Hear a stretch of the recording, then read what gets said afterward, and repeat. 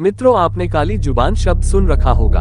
अक्सर कभी किसी के बोलने से कुछ अशुभ हो जाता है तो उस इंसान को काली जुबान वाला इंसान कहते हैं और उसे समाज में हीन भावना से देखा जाता है।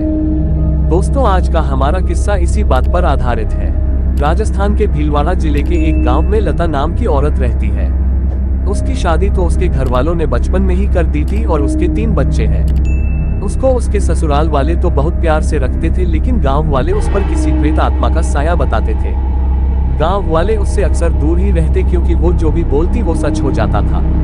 लता के मायके में उसके पड़ोसी बताते हैं कि बचपन में लता को एक कुत्ते ने काट लिया तो लता ने अचानक मुंह से कुत्ते के लिए बद्दुआ निकली कि इस कुत्ते को मौत क्यों नहीं आ जाती।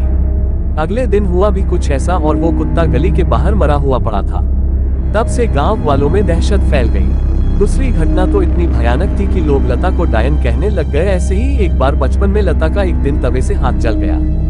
हाथ जलने से वो जोर से चीखने, चिल्लाने और रोने लगी। उस दिन घर वाले सब खेत गए थे। उसकी बड़ी बहन घर पर ही थी।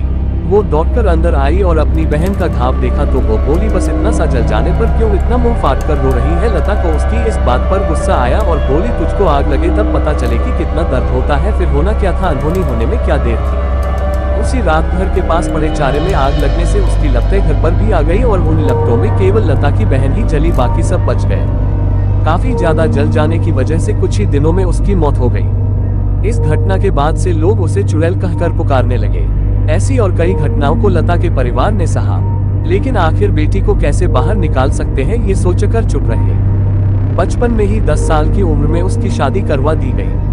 लता का पति पेशे से ड्राइवर है और वो रोज उसे माता के मंदिर में ले जाता है ताकि काली शक्तियां उस पर हावी ना हो पाए। लता अपनी कली जुबान के अभिशाप से अभी भी जूझ रही है और अक्सर चुपी रहती है।